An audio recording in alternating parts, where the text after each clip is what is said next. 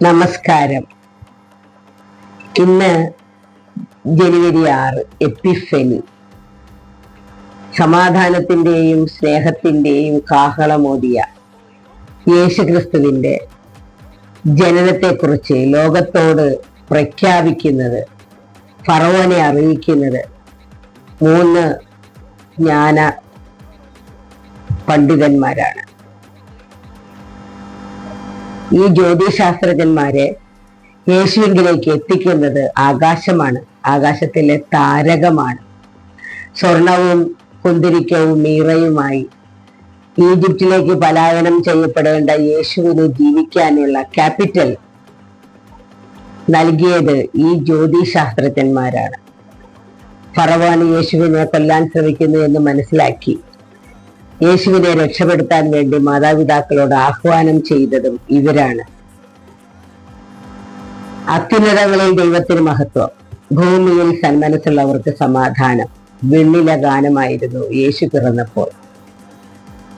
അതാണ് ലോകത്തിനെ നിലനിർത്തുന്ന ഏറ്റവും വലിയ സമാധാന മന്ത്രവും.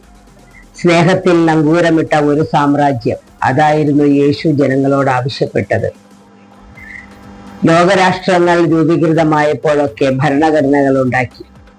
എല്ലാ ഭരണഘടനകളുടെയും അന്തസത്ത നങ്കൂരമിട്ടത് സ്നേഹത്തിലും സമത്വത്തിലും സാഹോദര്യത്തിലും തന്നെയാണ്. ഭാരതത്തിലെ മുനിവര്യന്മാരും അശോക ചക്രവർത്തിയുടെ അശോക സ്തംഭം നമ്മുടെ ഭരണഘടനയുടെ ഏറ്റവും മുൻവശത്ത് പ്രിന്റ് ചെയ്തുകൊണ്ട് ദേശീയ പതാകയിൽ ആലേഖനം ചെയ്തിട്ട് ബുദ്ധന്റെ അഹിംസാ മന്ത്രം നാം സ്വീകരിച്ചപ്പോഴും അടിസ്ഥാനമിട്ടത് സ്നേഹമെന്ന നങ്കൂരത്തിൽ തന്നെയാണ്. രാജ്യത്തുള്ള എല്ലാ മതങ്ങളും ആവശ്യപ്പെട്ടതും ദൈവത്തിന് മഹത്വം പറയാനും ദൈവഹിതത്തിൽ ആശ്രയിച്ചുകൊണ്ട് ജീവിക്കാനുമാണ്. യേശുക്രിസ്തു ആത്മീയ ഗുരുവായിരുന്നു. സ്വർഗത്തിലേക്ക് എല്ലാവരും പ്രവേശിക്കണമെന്ന് സ്വർഗസ്ഥനായ പിതാവ് ആഗ്രഹിക്കുന്നു എന്നും സ്വർഗത്തിലേക്ക് പ്രവേശിക്കണമെങ്കിൽ എങ്ങനെയെല്ലാമാണ് ജീവിക്കേണ്ടതെന്നും തന്റെ ഗിരിപ്രഭാഷണങ്ങളിലൂടെ, തന്റെ അന്യാപദേശങ്ങളിലൂടെ, തന്റെ ജീവിതത്തിലൂടെ, കുരിശുമരണത്തിലൂടെ യേശുക്രിസ്തു നമ്മെ പഠിപ്പിച്ചു. അതിൽ ഒരൊറ്റ മന്ത്രമേ ഉണ്ടായിരുന്നുള്ളൂ: സ്നേഹം. എല്ലാവരെയും സ്നേഹിക്കുക, എല്ലാവരോട് സഹവർത്തിക്കുക, എല്ലാവർക്കും സമത്വം നൽകുക.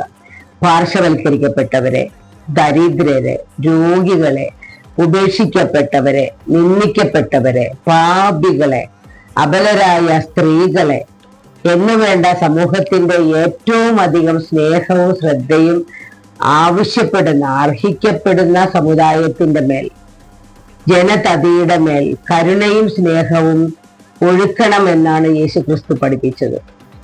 നമ്മുടെയും ഭരണഘടനയുടെ കാതൽ അത് തന്നെയാണ്. പല രാജ്യങ്ങളുടെ ഭരണഘടനയിൽ നിന്ന് നാം പല വകുപ്പുകളും കടം വാങ്ങി ഉപയോഗിച്ചപ്പോഴും നമ്മുടെ ഭരണഘടനയുടെ ആമുഖത്തിൽ സമത്വവും സാഹോദര്യവും സമാധാനവും തുല്യം ചാർത്തിയപ്പോൾ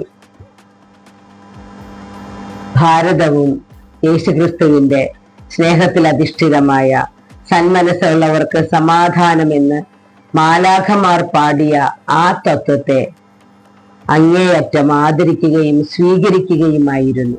ലോകത്ത് ഒരൊറ്റ കാഹളമേ ഉള്ളൂ.